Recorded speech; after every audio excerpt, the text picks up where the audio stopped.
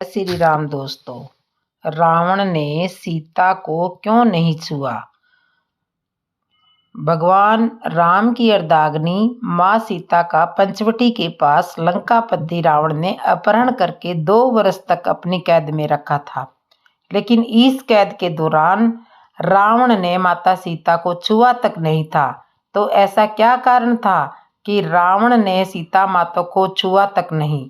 क्या माता सीता में अस्तित्व की शक्ति थी या कि रावण डरता था भगवान राम से? कहीं ऐसा तो नहीं है कि रावण ने कोई वचन धारण कर रखा हो या वह किसी श्राप से बंधा हो। रावण जब सीता के पास विवाह प्रस्ताव लेकर के गया तो माता ने घास के एक टुकड़े को अपने और रावण के बीच में रखा और कहा, हे रावण, सूरज और किरण की तरह राम सीता अभिन्न है। राम व लक्ष्मण की अनुपस्थिति में मेरा अपहरण कर तुमने अपनी कायरता का परिचय और राक्षस जाति के विनाश को आमंत्रित कर दिया है। तुम्हारे को श्री राम जी की शरण में जाना इस विनाश से बचने का एकमात्र उपाय है, अन्यथा लंका का विनाश निश्चित है। सीता माता की इस बात से विनाश रावण ने राम को लंका आकर सीता को मुक्त करने को 2 माह की अवधि दी। इसके बाद रावण या तो सीता से विवाह करेगा या उसका अंत करेगा। रावण ने सीता को हर तरीके से प्रलोभन दिए कि वह उसकी पत्नी बन जाए। यदि वह ऐसा करती है तो अपनी सभी पत्नियों को उसकी दासी बना देगा और उसे लंका की राजरानी बना देगा। लेकिन सीता माता रावण के किसी तरह के प्रलोभन में नहीं आई। तब रावण ने सीता माता को जान से मारने की धमकी दी, लेकिन वह धमकी भी काम नहीं कर पाई। रावण चाहता तो सीता के साथ जोर जबरदस्ती कर सकता था, लेकिन उसने ऐसा नहीं किया। आखिर इसके पीछे क्या कारण था? सीता का अपहरण क्यों नहीं किया रावण ने? राम के भाई लक्ष्मण ने रावण की बहन शूर्पणखा की नाक काट दी और पंचवटी में लक्ष्मण से अपमानित शूर्पणखा ने अपने भाई रावण से अपनी व्याधा सुनाई और उसके कान भरते हुए कहा, सीता बहुत सुंदर है और वह तुम्हारी पत्नी बनने के सारे गुण उसमें योग्य है। तब रावण ने अपने मामा मारीच के साथ मिलकर के सीता अपहरण की योजना रची। इसके अनुसार मारीच का सोने के हिरण का रूप धारण करके राम व लक्ष्मण को वन में ले जाने और उनकी अनुपस्थिति में रावण द्वारा सीता का अपहरण करने की योजना बनाई। इस पर जब राम हिरण के पीछे वन में चले गए तब लक्ष्मण सीता के पास थे, लेकिन बहुत देर होने के बाद भी जब राम नहीं आए तो सीता माता को चिंता होने लगी। तब उन्होंने लक्ष्मण को भेजा। राम और लक्ष्मण की अनुपस्थिति में रावण सीता को अपहरण करके ले उड़ा। अपहरण के बाद आकाश मार्ग से जाते समय पक्षी राज जटायु के रोकने पर रावण ने उसके पंख काट दिए। रावण ने सीता को लंका नगरी के अशोक वाटिका में रखा और त्रिजटा के नेतृत्व में कुछ राक्षसियों को उसकी देखरेख का भार दिया। रावण की मृत्यु का कारण क्यों बनी सीता? सिर्फ सीता माता के अपहरण का कारण ही राम के हाथों रावण की मृत्यु हुई थी। यह उस समय की बात है जब भगवान शिव से वरदान और शक्तिशाली खड्ग पाने के बाद रावण बहुत अधिक अहंकार से भर गया था। वह पृथ्वी से भ्रमण करता हुआ हिमालय के घने जंगलों में जा पहुंचा। वहां उसने एक रूपवती कन्या को तपस्या में लीन देखा। कन्या के रूप रंग के आगे रावण का राक्षसी रूप जाग उठा और उसने उस कन्या की तपस्या भंग करने का और उसका परिचय जानना चाहा। काम वासना से भरे हुए रावण के अचंभित करने वाले प्रश्नों को सुनकर उस कन्या ने अपना परिचय देते हुए रावण से कहा कि हे राक्षस राज, मेरा नाम वेदवती है। मैं परम तेजस्वी महर्षि कुशध्वज की पुत्री हूँ। मेरे वयस्क होने पर देवता, गंधर्व, यक्ष, राक्षस, नाग सभी मुझसे विवाह करना चाहते थे, लेकिन मेरे पिता की इच्छा थी कि समस्त देवताओं के स्वामी श्री हरि ही मेरे पति बने। मेरे पिता की उस इच्छा से क्रोध होकर शंभु नामक दैत्य ने सोते हुए मेरे पिता की हत्या कर दी और मेरी माता ने भी पिता के वियोग में उनकी जलती हुई चिता में कूदकर अपनी जान दे दी। इसी वजह से यहाँ मैं अपने पिता की इच्छा पूरी करने के लिए इस तपस्या को कर रही हूँ। इतना कहने के बाद उस सुंदरी ने रावण को यह भी कह दिया कि मैं अपने तप के बल पर आपकी गलत इच्छा को जान गई हूँ। इतना सुनते ही रावण क्रोध से भर गया और अपने दोनों हाथों से उस कन्या के बाल पकड़कर उसे अपनी ओर खींचने लगा। इससे क्रोधित होकर अपने अपमान की क्रीड़ा की वजह से वह कन्या दशानन को यह श्राप देते हुए अग्नि में समा गई कि मैं तुम्हारे वध के लिए फिर किसी धर्मात्मा के पुरुष की पुत्री के रूप में जन्म लूंगी। महान ग्रंथों में शामिल दुर्लभ रावण संहिता में उल्लेख मिलता है कि दूसरे जन्म में वही तपस्वी कन्या एक सुंदर कमल से उत्पन्न हुई और जिसकी संपूर्ण काया कमल के समान थी। इस जन्म में भी रावण ने फिर से उस कन्या को अपने बल के दम पर प्राप्त करना चाहा और उस कन्या को लेकर वह अपने महल में जा पहुंचा, जहां ज्योतिषियों ने उस कन्या को देख करके रावण को यह कहा था कि यदि यह कन्या इस महल में रहेगी तो आवश्यक ही आपकी मृत्यु का कारण बनेगी। यह सुनकर रावण ने उसे समुद्र में फेंकवा दिया। तब वह कन्या पृथ्वी पर पहुंचकर राजा जनक के हल जोते जाने पर उनकी पुत्री बनकर फिर से प्रकट हुई। मान्यता है कि बिहार स्थित सीतामढ़ी का पुनौरा गांव यह स्थान है जहां राजा जनक ने हल चलाया था। शास्त्रों के अनुसार कन्या का वही रूप सीता बनकर रामायण में रावण के वध का कारण बना। क्या सीता रावण की बेटी थी? अद्भुत रामायण में उल्लेख है कि रावण कहता है कि जब मैं भूलवश अपनी पुत्री से परिणय की इच्छा करूं तब वही मेरी मृत्यु का कारण बने। रावण के इस कथन से ज्ञात होता है कि सीता रावण की पुत्री थी। अद्भुत रामायण में उल्लेख है कि गत्स्यमद नामक ब्राह्मण लक्ष्मी को पुत्री रूप में पाने की कामना से प्रतिदिन एक कलश में कुश के अग्रभाग से मंत्रोच्चारण के साथ दूध की बूंदें डालता था। एक दिन जब ब्राह्मण कहीं घूमने बाहर गया हुआ था तब रावण उसकी कुटिया में गया और वहां मौजूद ऋषियों को मारकर उनका रक्त कलश में भर लिया। यह कलश ला करके रावण ने मंदोदरी को सौंप दिया। रावण ने कहा, यह बहुत तेज विष है, इसे छुपा कर रख दो। मंदोदरी रावण की उपेक्षा से बहुत दुखी थी। एक दिन जब वह रावण बाहर गया था तब मौका देखकर मंदोदरी ने कलश में रखा हुआ रक्त पी लिया। इसके पीने से मंदोदरी गर्भवती हो गई।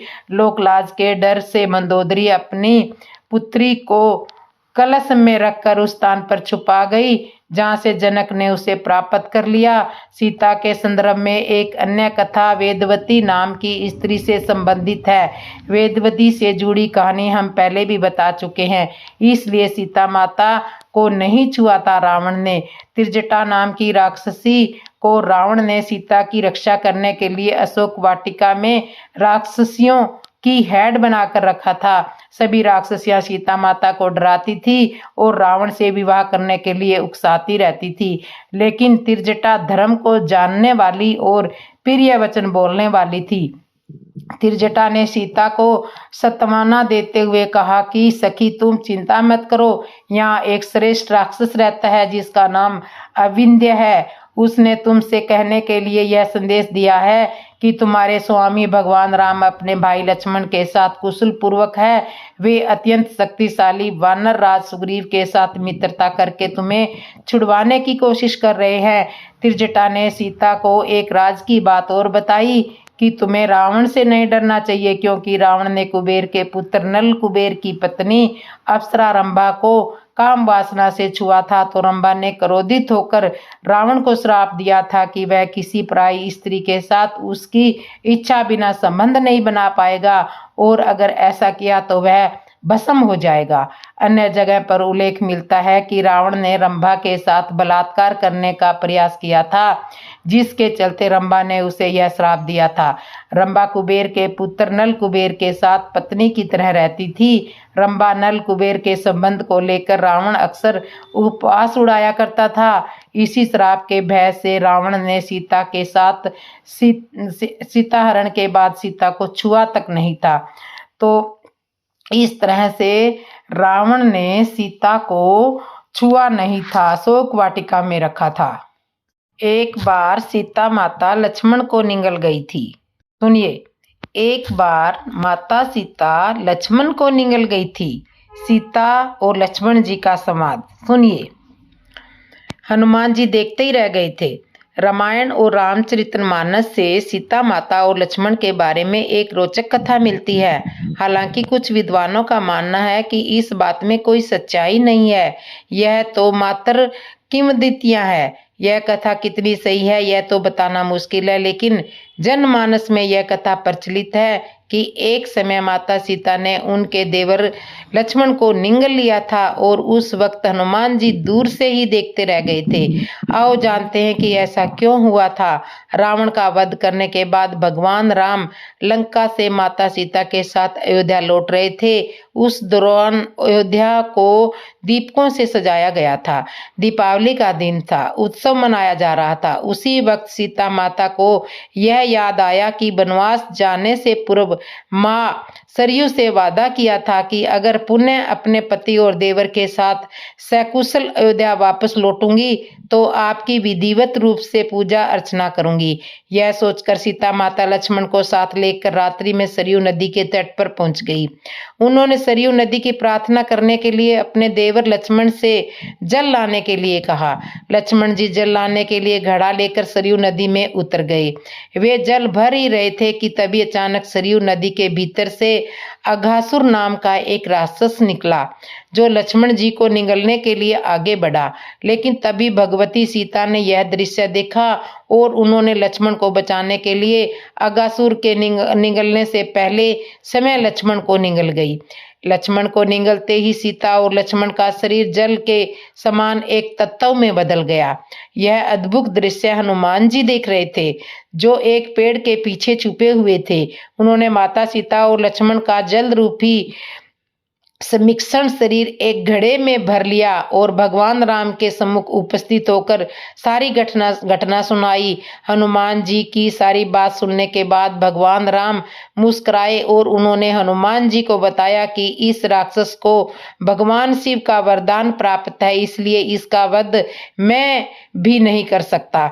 भगवान शिव के इस वरदान के अनुसार अघासुर का वध तभी किया जा सकता है जब सीता और लक्ष्मण का शरीर एक होकर किसी तत्व में बदल जाए और हनुमान जी उस तत्व का उपयोग एक शास्त्र के रूप में करें।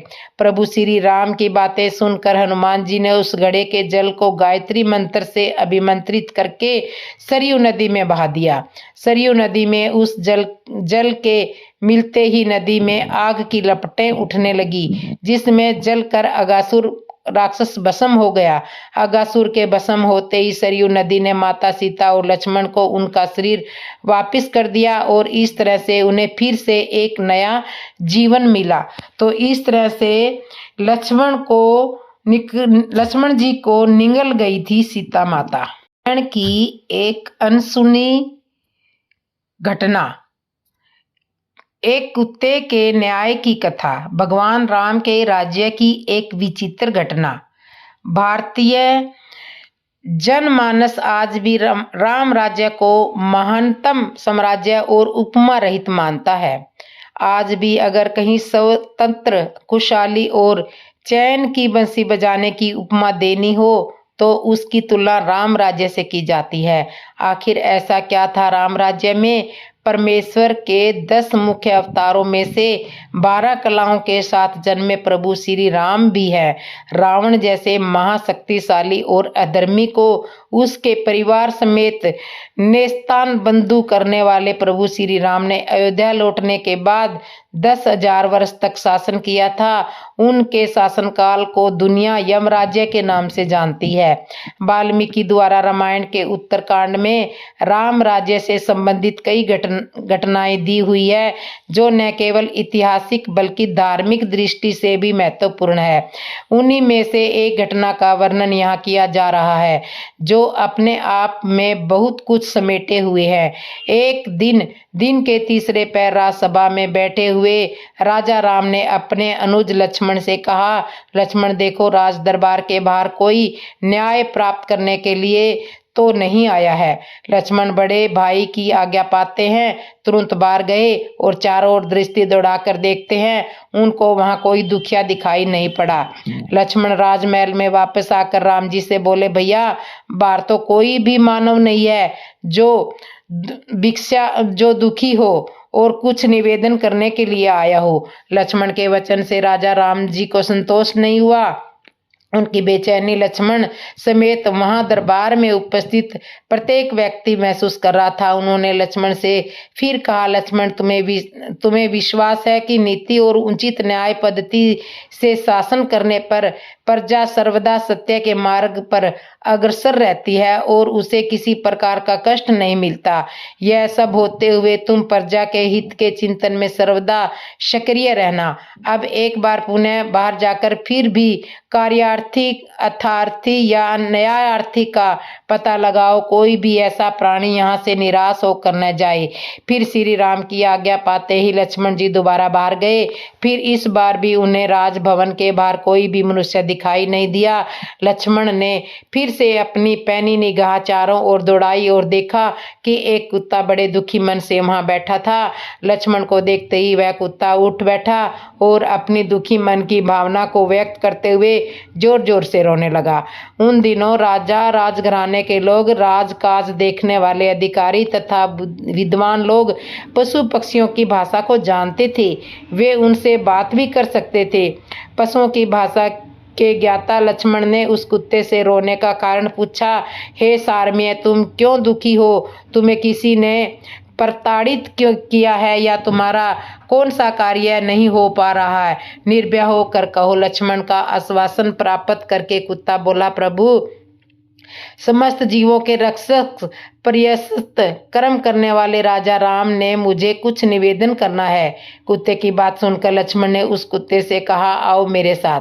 राज्यसभा में प्रवेश करने से पहले लक्ष्मण ने कुत्ते से कहा कि सारमेय, राजा राम के सम्मुख जो कुछ कहना है सत्य कहना।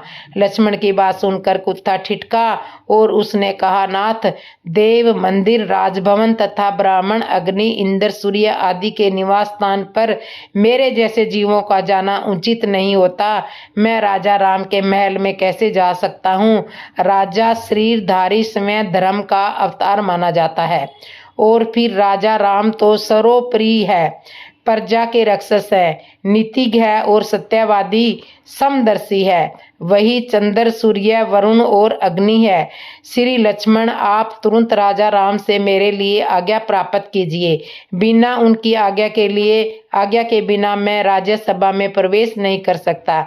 लक्ष्मण तुरंत राजभवन में आए और राम से बोले, भैया राजभवन के बाहर एक कुत्ता है, वह आपसे कुछ निवेदन करना चाहता है, प्रतीक्षा कर रहा है। यदि आज्ञा हो तो उसे राजमहल में बुला लूं। लक्ष्मण का कथन सुनकर राम ने तुरंत लक्ष्मण से कहा, लक्ष्मण तुरंत उस सारमेय को राजभवन के अंदर ले आओ। उसे मुझसे न्याय प्राप्त करने का पूरा अधिकार है। राज्य का कोई भी जीव हो, उसको मुझसे निवेदन करने और न्याय प्राप्त करने का मानव की तरह ही अधिकार है। लक्ष्मण उस कुत्ते को लेकर के राजभवन में पहुंचे। राजा राम के पास पहुंचते ही वह कुत्ता आश्वस्त हो गया। श्री राम ने कुत्ते से पूछा, सारमेय, तुम्हें जो कुछ भी कहना है निडर होकर के कहो। कुत्ते के सिर पर चोट लगी थी। उसके सिर पर लगी चोट को देखकर राम का ध्यान उधर आकृष्ट हो गया। श्री राम का ध्यान अपनी ओर आकृष्ट देखकर कुत्ते ने उनसे निवेदन किया, प्रभु, राजा की समस्त प्राणियों का रक्षस और स्वामी होता है। प्रजा जब सोती है तब राजा जाग कर प्रजा की रक्षा करता है। हे राघव, आप तो समस्त प्राणियों के प्राण हैं। आप ही हमारे कर्ता, धर्ता और रक्षस हैं, त्राता है, विधाता है। आप श्रेष्ठ जनों द्वारा आचरित कर्म करते हैं। आप धर्मात्मा और सद्गुणों के सागर हैं। यदि मैंने कोई अनुचित बात यहाँ पर कह दी हो या आगे मेरी जीवा से निकल जाए तो आप उसे क्षमा कर दें। मैं सिर झुकाकर आपका अभिवादन करता हूँ। सवान के मुख से यह वचन सुनकर श्री राम थोड़ा अधीर होकर गंभीर वाणी से सवान से बोले, हे सारमेय, शीघ्र निडर होकर बोलो, तुम क्या चाहते हो? कुत्ता बोला, हे राजन, धर्म से ही राज्य की प्राप्ति होती है, धर्म से ही प्रजा का पालन होता है और धर्म से ही राजा प्रजा वत्सल होता है। शरणागत वत्सल बनता है। राजा प्रजा के समस्त भय को दूर करता है। इन सारी बातों को ध्यान में रखकर मेरा तो कार्य है उसे आप समझ लें। सर्वार्थ सिद्ध नाम का एक ब्राह्मण है, वह भिक्षावृत्ति करता है। उसने बिना किसी अपराध के मेरा सिर फोड़ डाला है। कुत्ते की बात सुनकर राजा राम ने तत्काल उस ब्राह्मण को बुलाने के लिए राजकर्मी को भेजा और वो तुरंत ही लक्ष्मण को बुला करके लाया। ब्राह्मण राजा राम की राजसभा में उपस्थित हुआ। राजा राम के पास पहुंचकर ब्राह्मण बोला, हे राजन, आपने मुझे किस कारणवश बुलाया है? गंभीर वाणी से राम ने ब्राह्मण से पूछा, ब्राह्मण देव, आपने इस कुत्ते को क्यों मारा? जान पड़ता है कि आपने क्रोधावेश में ही ऐसा पाप किया है।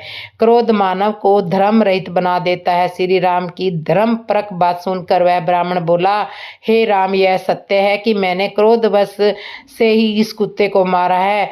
मैं उस समय भिक्षा लेने के लिए भ्रमण कर रहा था। यह कुत्ता बीच मार्ग में बैठा था। सुबह से भिक्षा उस समय तक नहीं मिली थी, अतः मैं कुछ दुखी था। मुझे भूख भी लगी हुई थी। मैंने इसे मार्ग में ही हट जाने को कहा, किंतु यह मार्ग से नहीं हटा।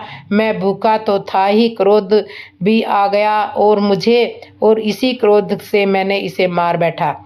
मैं आवश्यक दोषी हूँ और इसे स्वीकार करता हूँ। इस अपराध का आप मुझे जो चाहे वो दंड दे सकते हो, मुझे स्वीकार होगा।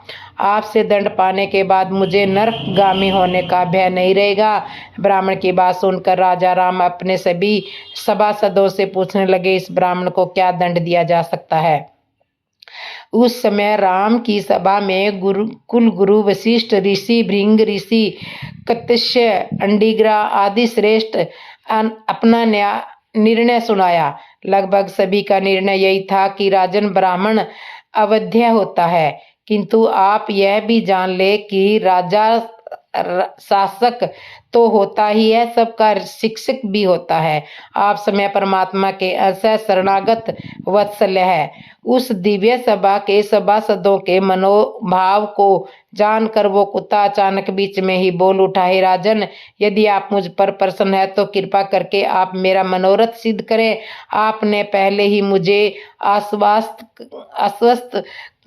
आश्वस्त कर दिया है। हे प्रभु, आप इस ब्राह्मण को कालीजर के मठ पर महंत बना दे। कुत्ते के मुख से ऐसी बात सुनकर राम मुस्कुराए, लेकिन बाकी सब चकित थी। दंड के रूप में कालीचरण का मठाधीश बनाए जाने के अनुरोध का रहस्य वहां कोई नहीं जान सका। सभासदों के आचार्य के बीच अकेले राम के चेहरे पर मुस्कुराहट थी। कुत्ते की मांग की पूरी कर दिया गया। ब्राह्मण भी उस से बहुत प्रसन्न हुआ। नित्य की भिक्षावृत्ति से उसे छुटकारा मिल गया। ब्राह्मण को हाथी पर बैठाकर विदाई दी गई, क्योंकि उस काल की परंपरा में यही नियम था। ब्राह्मण की प्रसन्नता का कोई ठिकाना नहीं रहा। वशिष्ठ आदि मुनि गंभीर होकर बैठे थे। कुछ सभासद कुत्ते की मांग का प्रयास उड़ा रहे थे। वे मुस्कुराते हुए अपने राजा राम से पूछे, हे महाराज, ब्राह्मण को दंड के बदले वरदान मिला, ये कैसा न्याय था? श्री राम ने विनोद पूर्व स्वर में कहा, प्रतीत होता है कि आप लोगों को यह रहस्य समझ में आया नहीं। अब आप लोग इस ज्ञानी सवान से ही इस रहस्य को समझिए।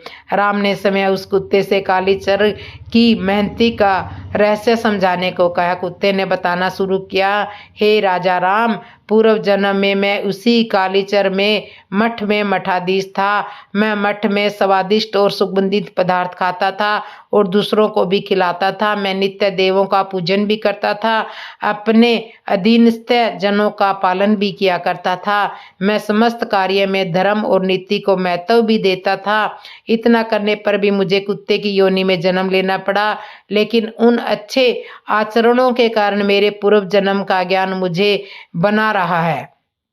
कुत्ता कहता ही गया, हे महाराज, ब्राह्मण तो क्षमाशील, जितेंद्रिय और दयालु होते हैं, किंतु यह ब्राह्मण तो अत्यंत क्रोधी है। धर्म शून्य, अहितकर, हिंसक स्वभाव का और मूर्ख भी प्रतीत होता है।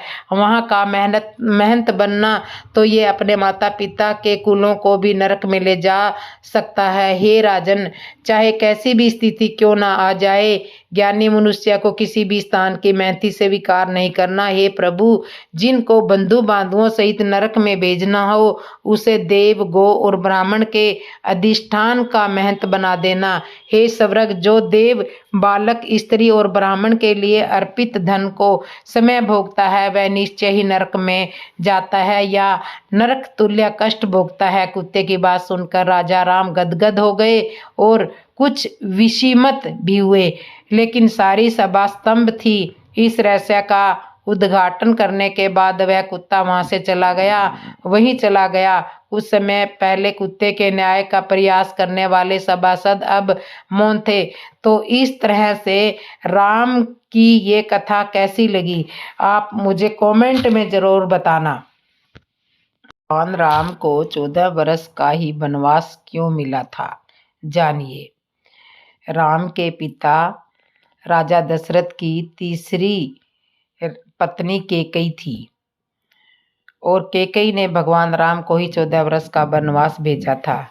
वैसे तो कैकेयी भगवान राम और अपने बेटे भरत में प्रेम करती थी, लेकिन कैकेयी ने भगवान राम के लिए 14 वर्ष का वनवास मांगा तब भरत बहुत हैरान हुए थे। रामायण और महाभारत दोनों में ही 14 वर्ष के वनवास की बात सामने आती है। हिंदू धर्म में रामायण को बहुत ही पवित्र ग्रंथ माना जाता है। रामायण में भगवान राम के जीवन का उल्लेख मिलता है। रामायण का सार तो सभी लोग जानते हैं, लेकिन रामायण में कई ऐसी कहानियां हैं जिनके बारे में बहुत कम लोग जानते हैं। इन्हीं कहानियों में से एक कहानी राजा दशरथ की पत्नी कैकेयी को वरदान मिलने से जुड़ी हुई है। इस वरदान के कारण ही कैकेयी ने प्रभु राम को 14 वर्ष के वनवास पर भेजा था। कैकेयी अपने बेटे भरत से बहुत ज़्यादा प्रेम करती थी। उन्हें राम से भी बहुत आशाएं थी। फिर भी सवाल यह उठता है कि आखिर उन्होंने क्यों राम को 14 वर्ष के वनवास पर भेजा। ज्योतिषी एवं वास्तु विशेषज्ञ कैकेयी को मिले इस वरदान के बारे में बताते हैं कि राजा दशरथ के विवाह से पहले कैकेयी महर्षि दुर्वासा की सेवा किया करती थी। कैकेयी से सेवा से प्रसन्न होकर महर्षि दुर्वासा ने कैकेयी का एक हाथ ब्रिज का बना दिया था और आशीर्वाद दिया था कि भविष्य में भगवान तुम्हारी गोद में खेलेंगे। समय बीतता गया और कैकेयी का विवाह राजा दशरथ के साथ हुआ। कई सालों के बाद स्वर्ग में देवासुर संग्राम आरंभ हो गया। देवराज इंद्र ने राजा दशरथ को सहायता के लिए बुलाया। रानी कैकेयी भी महाराज की रक्षा के लिए सारथी बनकर देवासुर संग्राम में पहुंची थी। युद्ध के दौरान महाराज दशरथ के रथ के पहिए की कील निकल गई और रथ लड़खड़ाने लगा। ऐसे में कैकेयी ने कील की जगह अपनी उंगली लगा दी और महाराज की जान बचा ली। राजा दशरथ कैकेयी के युद्ध भूमि में साहस से बहुत प्रसन्न हुए और उन्हें 3 वरदान मांगने के लिए कहा। कैकेयी ने उस समय प्रेमवश कह दिया कि इसकी कोई जरूरत नहीं है, अगर कभी जरूरत होगी तो मांग लूंगी। कैकेयी राजा दशरथ को इसी वरदान के जाल में फंसा लिया और राम के लिए 14 वर्ष का वनवास मांग लिया। लेकिन राम के लिए कैकेयी ने 14 वर्ष का वनवास ही क्यों मांगा था, इसके पीछे अनेक राज है। 14 वर्षों का वनवास क्यों मांगा? कैकेयी ने ही भगवान राम के लिए 14 वर्ष का वनवास मांगकर यह समझाया है कि व्यक्ति युवावस्था में अपनी 14 यानी 5 ज्ञानेंद्रियां, 5 कर्मेंद्रियां और मन, बुद्धि, चित्त और अहंकार को बस में रखेगा, तभी वह अपने अंदर के रावण और घमंड को मार पाएगा। कैकेयी को था राम पर भरोसा। जिस समय ये घटना अयोध्या में घट रही थी, उस समय रावण की आयु में केवल 14 वर्ष ही शेष बचे थे। यह बात कैकेयी जानती थी। यह घटना तो अयोध्या में घट रही थी, लेकिन इसकी योजना देवलोक में बनी थी। कैकेयी को राम पर भरोसा था, लेकिन दशरथ को नहीं, क्योंकि वह राम के साथ पुत्र मोह में बंधे हुए थे। भगवान राम ने ही बनाई थी योजना। भगवान राम श्री हरि विष्णु के अवतार थे। यह सारी योजना उन्हीं की बनाई हुई थी। इस योजना में भगवान राम ने सरस्वती जी से मंथरा की मति में अपनी योजना डलवाई। मथुरा ने कैकेयी को वही सब सुनाया जो और समझाया जो सरस्वती जी करवाना चाहती थी। इसके सूत्रधार समय भगवान श्री हरि विष्णु थे। उन्होंने ही यह योजना तैयार की थी। राम से यह चाहती थी कि कैकेयी यह जानती थी कि यदि राम अयोध्या के राजा बन गए तो रावण का वध नहीं हो पाएगा। इसके लिए वन में तप करना जरूरी था। तप कैकेयी चाहती थी कि राम केवल अयोध्या के नए सम्राट ना बन के रह जाएं, वह विश्व के समस्त प्राणियों के हृदय के सम्राट बने। इसके लिए राम को अपनी समस्त शोधित इंद्रियों और अंतःकरण को तप के द्वारा सिद्ध करना होगा। शनि की चाल से 14 साल रामायण और महाभारत दोनों में ही 14 वर्ष के वनवास की बात सामने आती है। रामायण में भगवान राम को 14 वर्ष का वनवास भोगना पड़ा, जबकि महाभारत में पांडवों को 13 वर्ष का वनवास और 1 वर्ष अज्ञातवास झेलना पड़ा। इसके पीछे ग्रह गोचर भी मायने रखते हैं। उन दिनों मनुष्यों की आयु आज के जमाने से काफी ज्यादा हुआ करती थी, इसलिए ग्रहों की दिशा भी ज्यादा होती थी। शनि चालीसा में उल्लेख मिलता है, राज मिलत बन राम ही दीना, केकहू की मति हरि लेना। यानी शनि की दशा के कारण कैकेयी की मति मारी गई और भगवान राम की शनि के समय अवधि में वन वन भटकना पड़ा। उसी समय रावण पर भी शनि की दशा आई और वह राम के हाथों मारा गया। शनि ने अपनी दशा में एक को कीर्ति दिलाई और दूसरे को मुक्ति दिलाई। तो इस तरह से दोस्तों आपको ये हमारी जानकारी कैसे लगी कमेंट करके ज़रूर बताइए। वीडियो पसंद आया हो तो लाइक करिए और ऐसी ही और वीडियो सुनने के लिए कमेंट में जय श्री राम ज़रूर लिखिए। जय श्री राम दोस्तों।